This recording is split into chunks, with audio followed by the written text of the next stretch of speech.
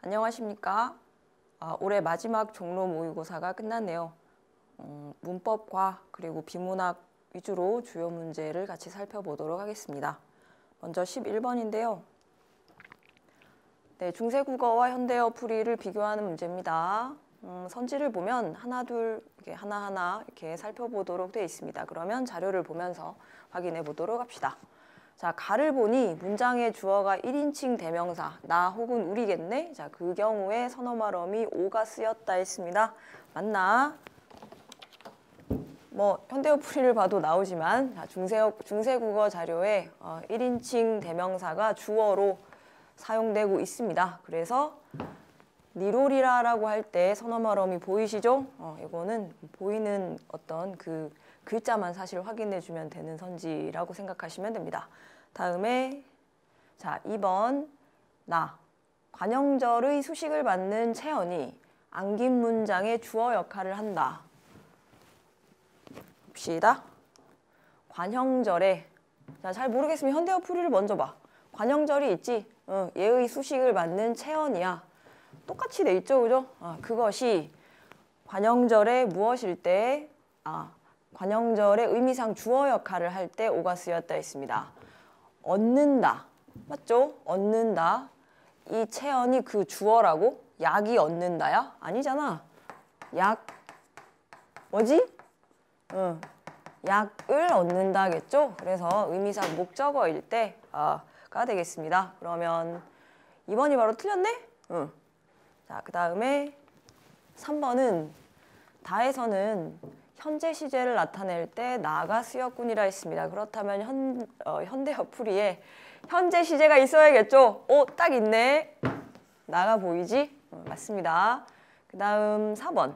객체를 높이고자 할 때 이런 거 많이 공부하셨죠? 삽잡, 잡이 쓰였다. 이 형태가 보이나 볼까? 자, 부처께 이런 말씀을 못 들었다. 부처께 이런 말씀을 못 들었다. 아마 부처께가 객체, 이분을 높이기 위해서 뭘 썼다는 거일 텐데 그러네. 여기 잡이라는 형태가 예쁘게 확인되죠. 자, 마지막입니다. 주체의 의지를 표현하고자 하는 경우 리가 쓰였군이라고 돼 있습니다. 내 바람을 안 따르면 꽃을 못 얻을 거야. 이렇게 할 때 리가 있는데 중세국어에 리가 보이죠. 그래서 안 줄 거야. 이런 의지가 드러나서 리를 사용하고 있군이라고 확인됩니다. 12번으로 갑시다. 네, 세트 지문인데요. 의문 변동을 설명하고 있습니다. 리을 탈락과 히읗 탈락에 대해서 살펴보는데 리을 탈락부터 살펴본답니다. 얘가 있고 하나하나 설명이 들어가고 있네요. 그죠? 읽어가 봅시다. 기억은 탈락하는 현상이다. 그 중에 하나는 밑줄 꺼져 있습니다. 어미 첫 자음 앞에서 리을이 탈락하는 경우가 있다. 다른 하나는 요런 것이다. 자, 근데 기억이라는 하나의 유형을 설명하고 나서 그걸 어떻게 설명했다? 비슷한 조음 위치의 자음 앞에서 비슷한 조음 위치의 자음들 앞에서 리을이 없어지는 거로 설명을 했어요. 자, 그 다음에 니은이라고 했고 그걸 예를 들어서 설명하고 있습니다. 넘어가 볼까요? 자, 그 다음에 아까 나왔던 예 중에 두 번째 문장 있죠. 니은, 달달이, 다달이 되는 거. 그거는 파생어나 합성어가 만들어지는 과정에서 느드스즈, 비슷한데? 앞에서 리을이 탈락하는 것이다. 여기서도 뭐야. 같은 조음 위치에서 발음되는 거가 탈락된대요. 경우가 똑같아, 그지? 자, 그런 공통점을 가진다. 따라서 기억, 니은의 공통점을 설명하면 뭐가 된다? 조음 위치가 같은 경우에 그게 몇 번이더라? 으차! 여기 있네. 리을 탈락은 조음 위치가 같은 자음들이 어미 첫 자음 혹은 뒤에 첫 자음으로 왔을 때 탈락하는 것이다 라고 설명이 되니까 12번은 3번입니다. 그 다음에 지문은 뭐였죠? 디귿이라는 예문이 새로 나오고 이제는 히읗 탈락 설명하고 있습니다. 모음으로 시작한 어미가 결합할 때 탈락했다 라고 했고 마지막에는 발음을 잘못하는 경우가 있대요. 이게 표준 발음인데 전화, 시락 이렇게 발음하는 경우는 틀렸답니다. 틀렸대요. 그와 관련하여 13번 그네들을 기억부터 미음까지의 예시로 적절하지 않은 것을 물어봤습니다. 확인해 볼까요? 기역은 울 소서가 우소서가 되는 거. 자, 기역이 그렇죠. 울에다가 소서가 결합했을 때 맞냐? 자, 리을 탈락인데 어미 첫자음 느브스. 이거 어미 맞잖아. 첫자음이 스 맞죠? 오케이. 1번 맞습니다. 그 다음에 2번이 뭐였더라? 자, 2번은 둥근하였습니다. 둥글이라는 어간에다가 나라는 어미가 결합했을 때 둥근하가 되는 거. 자, 이게 니은에 만나볼까요? 어미 첫 자음과의 결합에 의해 형성된 겹받침 중 하나를 줄이기 위해. 얘들아, 얘랑 얘랑 결합했을 때 겹받침이 생기나? 무슨 말이지? 둥근아? 이렇게 되진 않잖아, 그지? 자, 겹받침 중 하나를 줄이기 위해에 해당하는 얘가 아니죠. 그에 해당하는 얘는 여기서 잘 설명해 주고 있네요. 울에다가 니은이 결합했을 때 이렇게 되니까 리을 하나 버린다. 자, 요렇게 돼서 하나를 버리는 얘가 나왔어야 되는데 2번은 그렇지 않기 때문에 틀립니다. 그 다음에 3번이 바느질이었는데요. 바늘에다가 질이 결합했을 때 파생어 맞죠? 바느질. 그 다음에 자음 느드스즈. 오케이. 즈 앞에서 리을이 탈락하는 거 맞네요. 자, 그 다음 4번으로 갑시다. 쌓으면입니다. 쌓으면 리을이 어디 갔니? 여기구나. 싸에다가 으면이 결합했을 때가 리을 맞나? 어간의 끝소리 맞죠? 그리고 뒤에 모음으로 시작하는 거 맞네요. 이랬을 때 발음이 되지 않는다. 쌓으면. 마지막에 미음.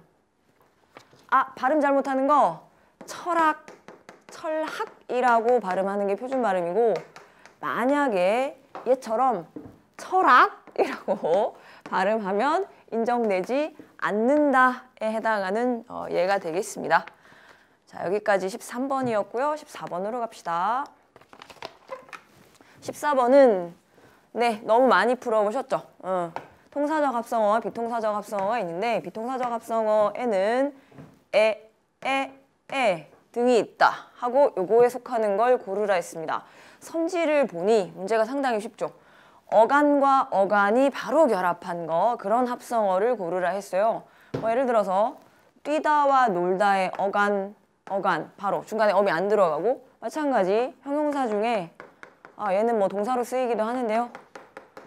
굳다와 세다의 어근 바로바로 결합. 얘는 어근이자 어간인데 바로바로 결합해서 중간에 어미가 안 들어가니까 비통사적 합성어죠. 똑같습니다. 오다 가다 열다 닫다. 오케이. 리 탈락하는 거는 부차적인 얘기고. 자, 정답은 1번인데요. 뒤섞다에 뒤라는 것은 뒤다라는 말이 없죠. 오케이. 뒤다라는 말이 없고 얘는 어간이 아니고 뭐다? 앞에 붙어서 이게 막 섞다, 마구 섞다 뭐 이런 느낌인데 하여튼 그런 의미를 더해주는 접사밖에 되지 않습니다. 그래서 1번이 틀리는 거예요. 넘어갑시다. 문법 마지막 문제는 15번인데요. 15번은 문제가 여러분 딱 보고 무슨 느낌 들었어요? 가수가 춤을 추기를 기대했다? 무죄임을 밝혔다. 와, 문장구조 공부 좀 한 학생은 음기, 둘 다 명사절이 들어있군 이라고 생각했을 거예요. 자, 어디부터 끊어주는 거야? 호응하는 주어를 찾아가지고 누가 추는 거지? 가수가 추는 거지. 누가 무죄인 거지? 그가 무죄인 거지. 오케이, 둘 다 명사절을 아는 문장입니다. 확인해 봅시다. A와 B에는 모두 관형어가 있다. 관형어는 체언을 수식하는 관형어가 있어? 주어, 서술어. 그 다음에 요 전체가 목적어 역할이고 그 안에 주어, 목적어, 서술어. 관형어 없어요, A에. 그 다음에 B에는 있나? B에는 있네. 사건이라는 명사를 수식하는 거 있죠? 저거 관형어로 볼 수 있겠습니다. 네, A가 없어서 안 돼요. 그 다음 2번으로 갑시다. 모두 명사절이 정답이다. 와, 너무 쉽다. 바로 넘어가시면 됩니다. 확실한 정답이니까. 네, 우리는 시간이 좀 있으니 보고 갑시다. 3번에 A는 부사절이 안겨 있지만 부사절? 부사형 어미가 들어가 있는 이리게 도록듯이 이런 거 하나도 안 보이는데 아니에요. 그 다음에 B에는 관형절이 안겨 있다. 아니에요. 관형절은 이런 어미들이 들어있어야 되는데 없죠. 그 다음에 4번으로 갑시다. A의 안긴 문장 속에는 주어가 있네? 응. 가수가 춤을 춘다. B의 안긴 문장 우리 찾았잖아. 그가 무죄인 거예요. 없다가 틀렸습니다.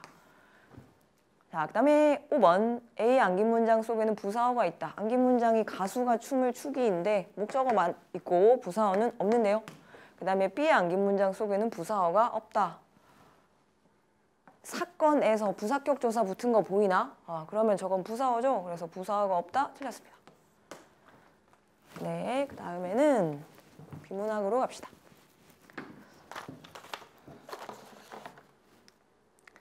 21번부터 26번까지 지문이 긴데 모든 문제를 같이 보진 않겠고 23번을 같이 보려고 해요. 23번이 기억을 참고할 때 니은을 도출하기 위해 필요한 중간 단계의 사고 과정으로 가장 적절한 것은 이라고 되어 있습니다. 뭔가 되게 문제가 심오해 보이죠. 네, 저도 이런 문제 되게 싫어하는데요. 그래서 일단 기억하고 니은을 봤어요. 자, 우리도 같이 봅시다. 짧고 좋죠. 자, 이러한 생각은 니은이라는 결론으로 이어졌다라고 했습니다. 기억에서 니은으로 갈 때 어떤 중간 단계의 사고 과정이 있어야 되는데, 자, 좀 쉽게 생각해 봅시다. 기억을 정리해 보자. 이러한 생각이 뭔데? 그 앞에 있는 생각이잖아. 세계가 영혼을 가진 일종의 생물인데 본래 생명 있는 것이 생명 없는 것보다 우월하고 뭐가 뭐보다 더 우월하다. 가치 판단이 들어가는 거네요. 그리고 세월보다 우월한 것은 없으니까 세계는 생명을 가진 것이라 생각했다. 이게 무슨 말일까? 정리를 해봅시다. 생명 없는 것보다 뭐가 우월하다? 뭐 부등호로 이런 거 표시 간단하게 해볼까요? 생명 있는 것. 자, 우월하고 and 세계보다 우월한 것은 없으니까 세계는 생명을 가진 것이다. 자, 이게 세계야. 그 이유는 뭐? 세계가 짱이니까, 세계가 제일 우월하니까, 제일 우월하다는 의미로 이걸 써봅시다. 자, 이게 기억입니다. 자, 근데 이런 생각이 니은으로 이어지게 되는데 그 중간에 들어가야 할 사고 과정을 생각해 보라 했습니다. 자, 니은이 뭐다? 생명이 있는 것들은 없는 것들보다 우월하고, 뭐야, 똑같잖아. 생명 없는 것보다 생명 있는 것이 우월하며, 자, 그 뒤가 그러면 중요하겠네? 오, 새로운 게 나왔다. 이성이 있는 것들은 생명만 있는 것들보다 우월하다. 자, 이성이 있는 것들은 생명만 있는 것보다 우월하다 라고 했습니다. 자, 중간에 뭐가 들어가야 이 얘기가 이 얘기로 탈바꿈이 될까? 느낌 오시죠? 이 부분에 대한 진술이 더 들어가야겠어요, 그죠? 자, 잠깐 앞부분, 이 한편 나오는 그 부분에 바로 앞문단에 보면 사실 무슨 얘기가 있었냐면, 이름 멋지신 분 있잖아? 스토아 학파의 시조이신 제논. 멋져. 자, 이 제논이란 분이 영혼을 감각적인 거랑 이성적인 거로 구분하고 어쩌고 저쩌고 하면서 영혼에는 이성적인 것도 있고 비이성적인 것도 있다라고 설명했어요. 자, 기억, 니은이란 얘기를 하기 전에, 이 얘기 전에 그러니까 무슨 얘기를 했다고? 영혼을 가진 것이 생물인데 영혼에는 이성적인 것도 있고 비이성적인 것도 있다라고 설명했어요. 자, 기억에서 니은으로 가는 걸 얘기하기 전에, 이전에 이걸 먼저 얘기했다고? 자, 그리고 나서 기억에서 니은으로 갈 때 이 부분에 대한 얘기가 들어가야 돼요. 그렇다면 논리적으로 뭐가 들어가주면 좋겠어? 이성 있는 것이 이성적이지 않은 거, 그러니까 비이성적인 것보다 뭐하다? 우월하다. 여기 딱 들어가면 이 식이 딱 나오는 거잖아. 오, 선생님, 그건 너무 당연한 거 아니에요? 그걸 굳이 중간에 넣어야 돼요? 얘들아, 논리는 상식으로 푸는 게 아니라 형식으로 푸는 거야. 당연한 거라고 생각하지 저는 사실 않습니다. 뭐 비이성적인 어떤 격렬한 감정 이런 게 더 우월할 수도 있지 않나? 자, 그래서 이성, 비이성이 다 있는데 생물들은, 영혼을 가진 생물들은 그걸 다 가지고 있는데 가지고 있을 수 있는데 그중에 얘보다 얘가 우월하다라는 얘기가 여기 들어가야 이 뒷부분이 완성이 된다는 얘기지. 아시겠습니까? 자, 그렇다면 들어가야 될 얘기는 비이성적인 거, 이성적인 거가 존재하는데 뭐가 더 우월하다? 이성적인 거가 비이성적인 것보다 더 우월하다가 들어가면 됩니다. 그런 게 들어가 있는 것이 뭐밖에 없다? 1번밖에 없어요. 네. 해서 기역, 니은을 보고 이 부분이 필요해. 이성이란 거가 일단 선지에 나와야 돼. 그리고 나머지보다 이성이 우월하다라는 얘기가 나와야 돼. 비이성적인 것보다 이성적인 게 우월하다라는 얘기가 나와야 돼. 따라서 답은 1번이다. 이렇게 정리해 보셨으면 좋겠습니다.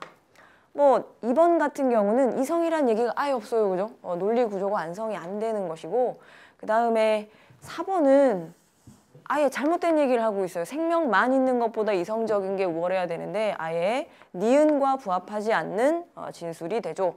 그리고 이거 뭐야? 생명이 없는 것들은 세계가 아니다. 그럼 세계는 생명이 있다라는 얘기야? 아니 그거는 뭐지? 기억에 그대로 나왔던 얘기인데 그런 게 사고 과정으로 중간에 들어갈 필요는 없죠. 네, 3번은 비이성보다 이성이 우월하다라는 얘기가 없어서 답이 될 수가 없겠습니다. 자, 넘어갑시다. 27번부터 질문은 네, 인플레이션에 관련한 많이 아시죠? 물가 상승, 물가가 막 올라가. 내가 가지고 있던 같은 돈으로는 이제 뭘 아무것도 못 사는, 많이 못 사는. 네, 지문을 뺐는데요. 지문은 여러분들이 읽어보시면 큰 문제는 없을 것 같습니다. 첫 번째 문단에는 뜻, 물가 수준의 상승이다. 인플레이션이 나쁜 이유는 비용 발생이다. 그 비용이 여러 가지가 있는데 두 번째 문단으로 가보시면 메뉴 비용, 그리고 구두창 비용, 세금 왜곡 이런 것들이 비용이다 라고 설명하면서 두 번째 문단 끄트머리에 이자율 개념을 몇 개 설명하고 있습니다. 거기 나오는 거가 뭐지? 실질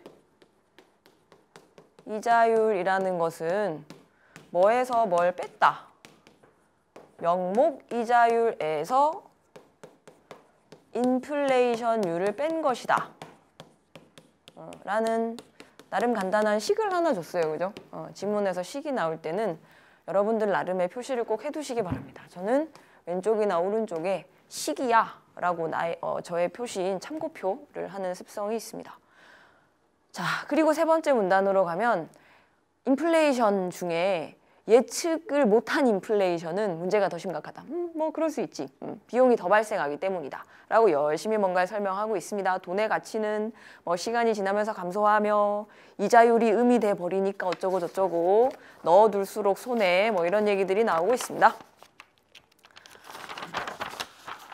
네, 28번으로 가시죠. 28번 윗글에 이해한 내용으로 적절하지 않은 것은입니다. 인플레이션율 높을수록 물가가 많이 상승할수록 한정된 돈으로 살 수 있는 물건의 양이 준다.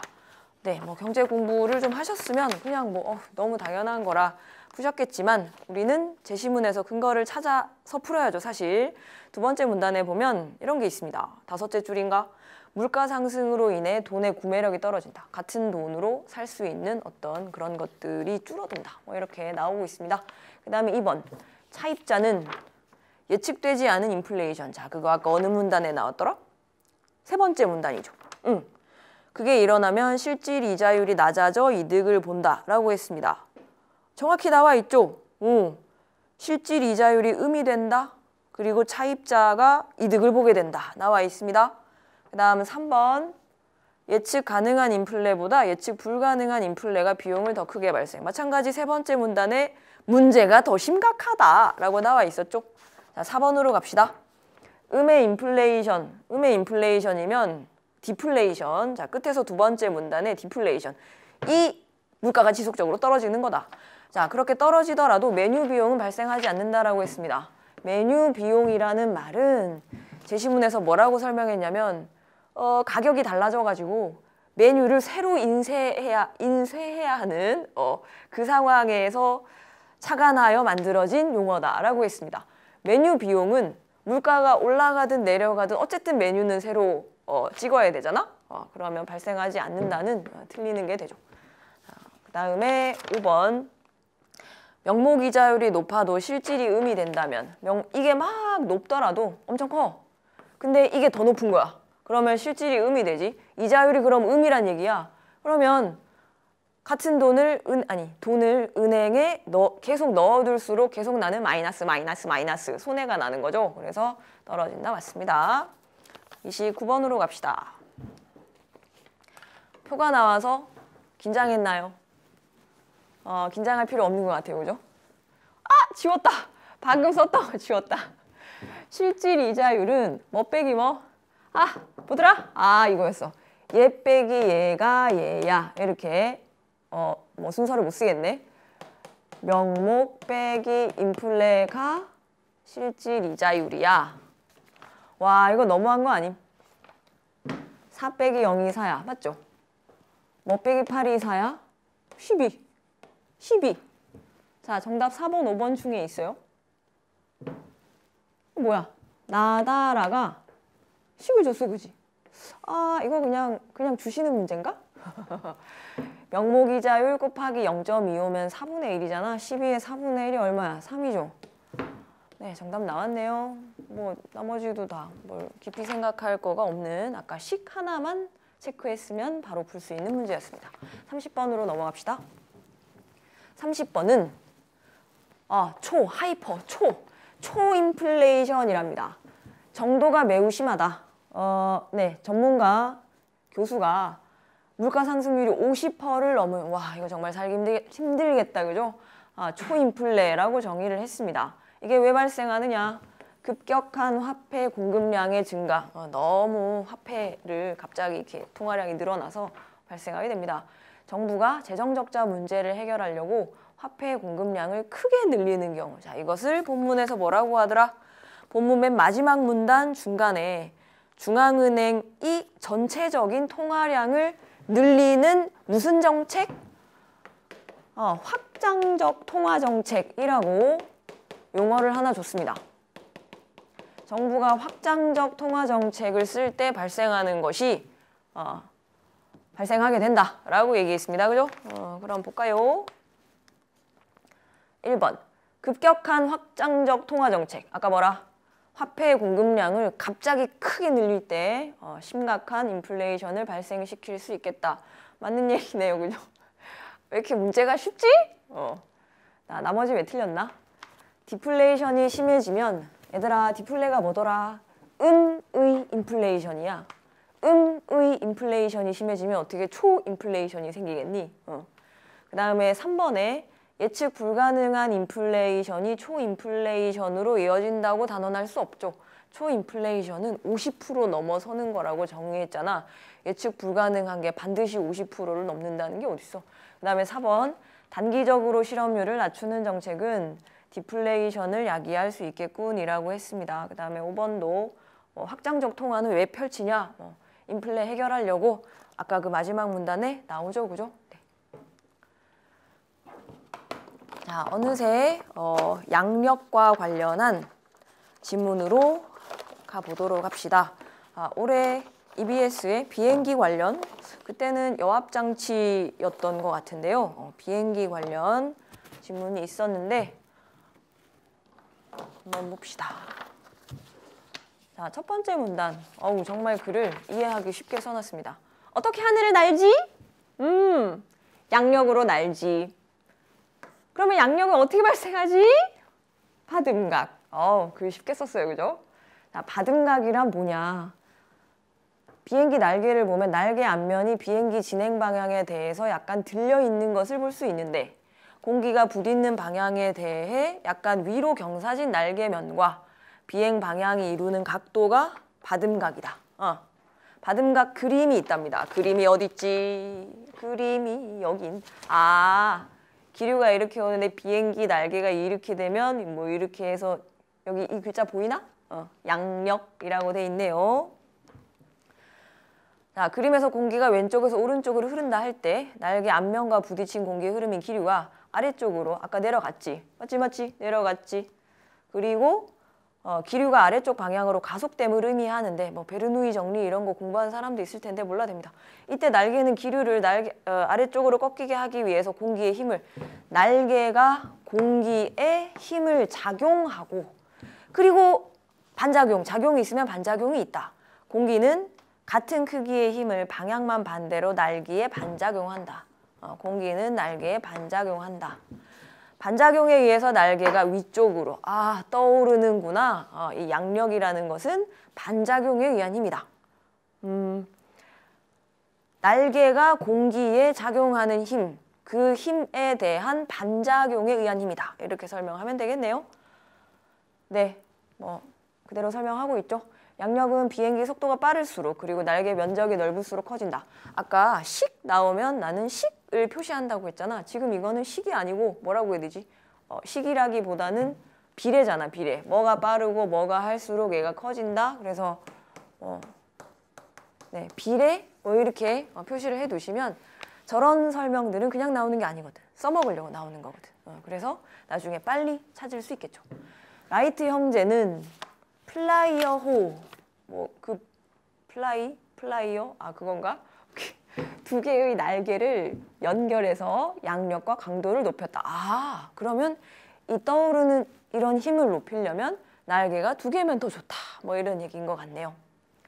자, 양력을 활용하여 비행기가 이제 떠올랐다? 이륙은 했어요. 공중에서 방향을 변경할 때 어떻게 하느냐? 공중에서 이렇게 가야 되고 이렇게 가야 되고 이렇게는 안 되나? 기수가 아래 위로 흔들리는 키놀이, 옆놀이, 빗놀이의 세 가지 변화가 필요하다. 이걸 어떻게 조정하느냐? 이렇게 한답니다. 키놀이는 키를 가지고 뭘 한다 이런 거겠죠? 그러네요. 승강키의 조정을 통해 한다.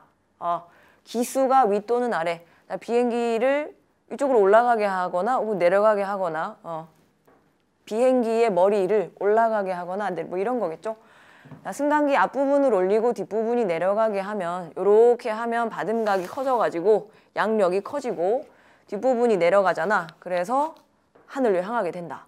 반대로 승강기 앞을 내리고 뒤를 올라가게 하면 비행기 내려가게 된다. 이 얘기가 됩니다. 자, 우리 플라이어호 말이죠. 이 플라이어호는 이게 뭔지 모르겠어요. 수평 안정판이라는 것이 승강기의 역할을 했다. 현재 승강기는 꼬리에 달려 있대요. 근데 플라이어호는 수평 안정판을 조종석이 맨 앞에 있을 텐데 그보다 앞에 배치하여 기수를 위아래로 향하게 하는 것뿐만 아니라 추락할 경우에 승강기의 역할을 하는 그 수평 안정판이 조종석보다 먼저 닿을 거 아니야. 앞에 뒀으니까. 그래서 조종사까지 고려하는 구조였다. 자, 그다음에 두 번째, 옆놀이는 키놀이는 받음각을 가지고 하는 거였어요. 근데 플라이어는 그걸 수평 안정판으로 했다. 그런 얘기고 일반적인 비행기들은 승강기. 자, 옆놀이는 한쪽 날개가 올라가면 반대쪽 날개는 내려가며 기체가 이렇게 기우는 변화다. 옆으로 논다. 비행기에서 옆놀이를 조정하는 것은 주날개 뒷부분의 보조날개다. 옆놀이는 보조날개가 조정하는 거구나. 그렇게 하려면 반대 방향으로 움직이면 된다. 양력을 다르게 만들면 된다. 기체를 왼쪽으로 기울게 하기 위해서는 어떻게 한다? 오른쪽을 세우고 왼쪽으로 기울게 하려면 오른쪽 보조날개가 뭔가 있겠지. 그걸 세우고 그리고 왼쪽 보조날개는 내려서 양력을 조정한다. 기체가 그러면 왼쪽으로 기울게 될 텐데 그러면 기수도 비행기 머리 쪽도 내려간대. 최대한 이해를 하면서 읽어보는 거예요. 이때 승강키를 통해 키놀이를 조정하면 키놀이가 아까 뭐였지?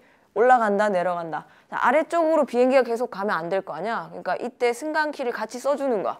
그러면 옆으로 움직이면서도 올라갈 수 있는 거지. 자, 라이트 형제는 조종석에 엎드려 힘들었겠구나.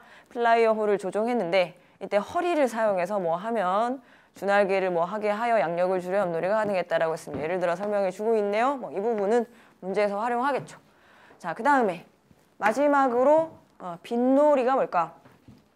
진행 방향으로부터 기수가 오른쪽이나 왼쪽으로 회전하는 이렇게 계속 오른쪽으로 가면 이렇게 돌 거 아니야. 회전하는 변화이다. 이걸 조정하는 것은 뭐다? 수직꼬리 날개 뒷부분에 붙어있는 방향키라 했습니다. 조종사가 앞을 바라보는 쪽을 기준으로 방향키를 왼쪽으로 꺾으면 어떻게 된다? 기수가 왼쪽을 향하게 된다. 그럼 왼쪽으로 선회하겠네? 플라이어호는 현재 비행기들과 달리 방향키를 독립적으로 장착해서 휘는 날개를 조종하는 주가 연결되는데 그렇다고 합시다. 38번. 윗글의 내용과 일치하는 것은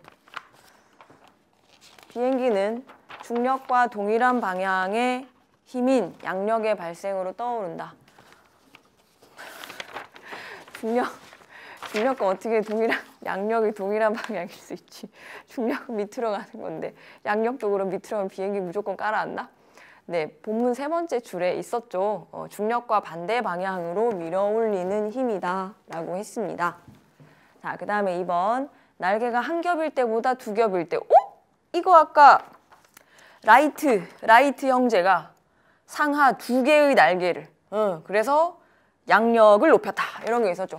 두 겹일 때 공기의 흐름이 커져서 양력이 커질 수 있습니다. 자, 그 다음에 정답이 2번으로 나와버렸네요. 3번. 키노리는 수직꼬리 날개에 달린 승강기를 조정하여 통제할 수 있다. 자, 키노리 찾아가 볼까? 키노리의 과연 그렇던가? 찾는 게 더 힘들어, 그지? 자, 키노리는 꼬리 수평 날개라 있습니다. 수직꼬리 날개 아님, 꼬리 수평 날개임. 그 다음에 4번. 옆노릿이 수평을 유지하며 선회하기 위해서는 빗노리를 함께 조정한다. 뭘 찾아가야겠어요? 옆노리를 찾아가야겠죠? 자, 옆노리는 어딨니?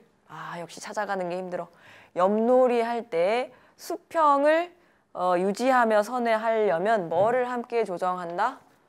뭐를 함께 조정하니? 여기 있네. 키노리를 조정하면 수평을 유지할 수 있다 라고 돼 있습니다. 4번도 틀렸고, 그 다음 방향키를 오른쪽으로 꺾으면 비행기 꼬리가 오른쪽으로 회전. 아까 회전은 뭐였지? 빗놀이. 자, 빗놀이.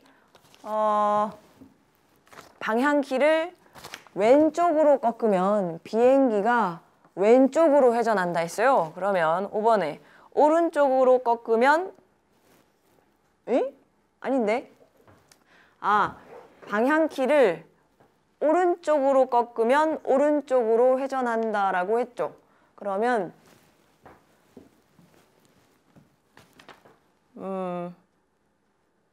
어느 부분인가?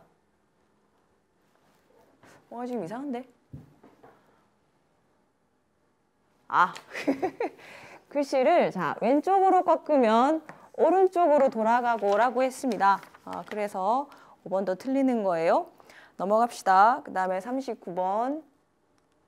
기억에 대한 이해를 물어봤습니다. 기억이 양력이구나. 그 양력에 대해서 설명하는 거가 계속 앞부분에 첫째, 둘째 문단에 있었죠. 그걸 보면서 확인해 봅시다.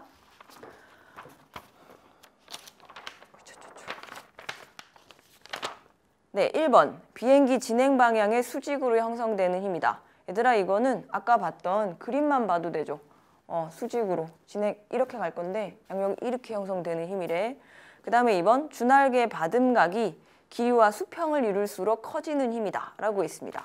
비행기가 뜨려면 양력이 중요하고, 그리고 아까 양력은 어떻게 발생할까?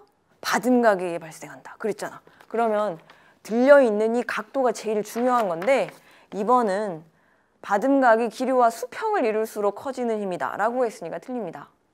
각도가 있어야 커지죠. 그 다음에 3번이 날개의 윗면과 아랫면을 따라 흐르는 기류에 의해 형성되는 힘이다. 윗면과 아랫면을 따라 흐르는 힘 이런 게 어디 있었는데요. 어디 있나요? 앞면과 부딪힌 공기의 흐름인 기류는 아래쪽으로 가고, 그리고 그렇죠. 날개는 위쪽으로, 그러니까 기류가 아까 밑으로 가는 애가 있고 위로 가는 애, 요 기류가 양력의 근원이다 라고 했습니다. 윗면과 아랫면을 따라 흐르는 기류가. 그 다음에 4번. 비례 나온다 했잖아. 비행기 속도나 날개 면적이 넓을수록 근데 비례가 너무 쉽게 나왔네요. 자, 그 다음에 5번. 날개가 공기에 작용하는 힘에 반작용에 의한 힘이다. 반작용. 날개가 공기에 힘을 작용하고 그리고 공기는 날개에 반작용한다.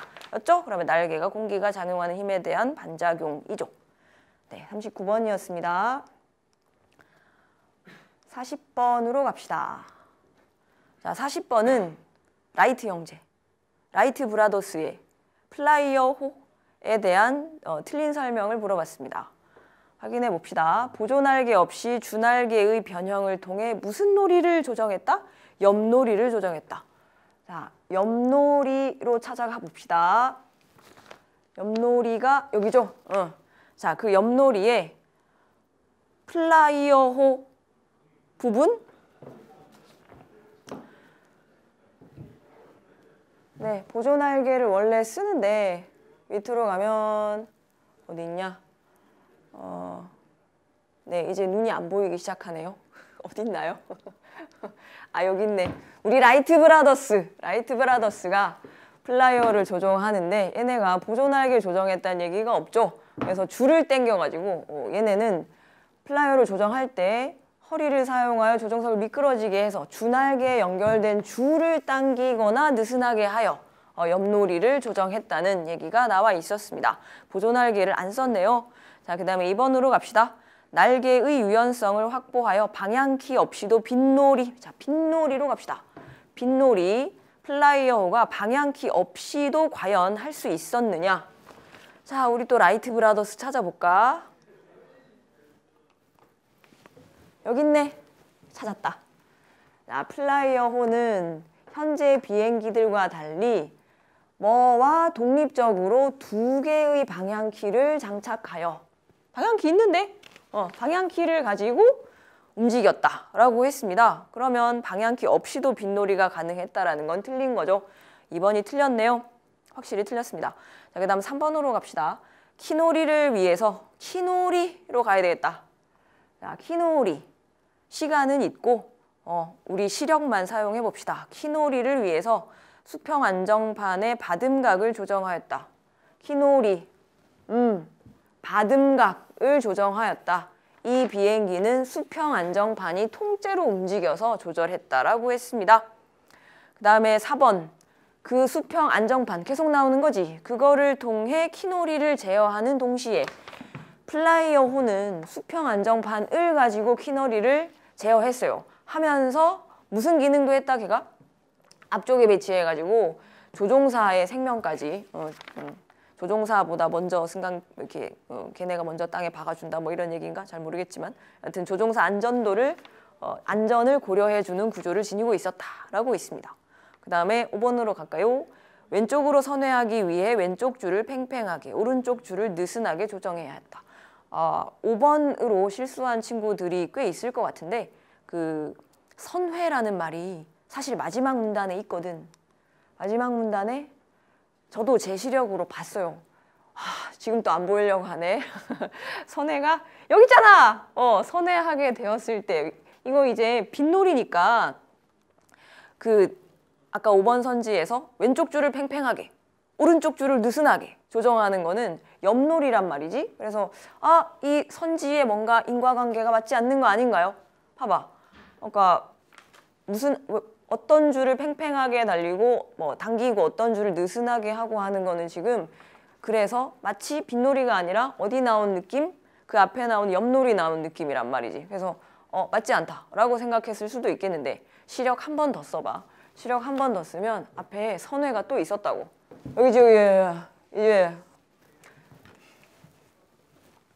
자, 이 옆놀이라는 것이 이렇게 하는 거랬어요. 비행기 왼쪽 오른쪽으로. 근데 문제가 뭐냐면 기체가 왼쪽으로 이제 빗놀이 왼쪽으로 이렇게 하게 되면 기수 또한 아래쪽으로. 기수가 뭐야? 비행기가 땅을 보고 내려간다고. 아이고, 그러면 추락하는 거 아니겠어요? 그래서 어떻게 한다? 이때 승강키를 통해 키놀이를 조정하면 뭐 할 수 있다? 이렇게 된 상태에서 기수까지 내려가지 않고 수평을 유지하며 뭐 할 수 있다고? 선회할 수 있다고 했어요. 그러니까 키놀이만 조정 잘하면 이 윷놀이 하는 걸 가지고도 뭐가 가능하다? 선회가 가능한 거지. 그렇게 생각하시면 됩니다. 그렇다면 윷놀이에서 어떻게 설명했더라? 오른쪽 방향으로 이렇게 하려면 오른쪽을 팽팽하게 당긴다. 왼쪽을 느슨하게 한다. 라고 했습니다. 오른쪽으로 기울게 하려면 오른쪽을 팽팽하게. 자, 그럼 왼쪽으로 기울게 하려면 다시 말해서 왼쪽으로 키놀이 조정해가면서 왼쪽으로 선회하게 하려면 뭐 하면 된다? 오른쪽을 느슨하게 하면 되죠. 되나요? 그러면 5번은 적절한 선지가 됩니다. 자, 이제 마지막 문제로 갑시다. 마지막 문제는 요즘 이런 문제가 많이 나와서 아마 어떤 그런 유사한 사고를 물어보려고 노력하는 것 같은데요. 확인해 볼까요? 왼쪽 주날개 일부가 떨어져 나갔어요. 얘들아, 비행기가 양력을 받아서 떠오를 때는 날개의 받음각이 중요해, 그지? 근데 왼쪽에 날개가 떨어져 나갔어. 그럼 왼쪽이 받을 수 있는 양력이 뭐 한다? 줄어드는 거죠. 왼쪽이 비행기 날개의 받음각을 활용할 수가 없으니까. 받음각이 클수록 양력이 커지는 건데 받음각을 활용할 수가 없으니까 양력이 작아지겠죠. 양력은 떠오르는 힘이야. 떠오르는 힘이 작아지면 비행기가 어떻게 돼? 내려가겠죠. 오른쪽보다 어디 갔니? 기체가 왼쪽으로 기울게 되지. 오른쪽은 양력이 있는데 왼쪽은 양력이 없어지니까 일부가 떨어져 갔구나. 일부가 떨어졌으면 양력이 없어지는 건 아니고 줄어드는 것이고 기체가 어느 쪽으로 기운다? 양력이 줄어들었으니 왼쪽으로 기울게 됩니다. 정답은 1번, 3번 중에 있습니다. 자, 조종사는 이때 오른쪽 보조 날개를 어떻게 하고 그리고 승강키 앞부분을 어떻게 해서 기체의 균형을 잡는다라고 했습니다. 아까 그런 거 있었어, 그지? 왼쪽으로 기우는 혹은 오른쪽으로 기우는 윷놀이를 할 때 문제는 기수까지 내려간다고. 그래서 그 기수를 뭘 통해서 조절을 해주면서 하면 선회를 할 수 있다. 이런 얘기가 좀 전에 나왔잖아. 그 40번, 5번 선지에. 그렇게 해주면 되죠. 지금 양력이 줄어들어서 기체가 왼쪽으로 기울면서 동시에 기수도 내려간 상태야. 그러면 어떻게 해야 돼? 승강키, 그러니까 키놀이 하는 승강키 앞부분을 올려줘야죠. 기수를 올려줘야 내려가 있던 거가 다시 균형을 잡겠지, 그지? 찾겠지? 해서 올리는 겁니다. 답이 나와버렸네? 네, 정답은 1번 됩니다. 네, 시험 보시느라 수고 많으셨고 이제 일주일쯤 남았습니다. 마지막까지 최선을 다하는 종로학원생 여러분들이 되시기 바랍니다. 감사합니다.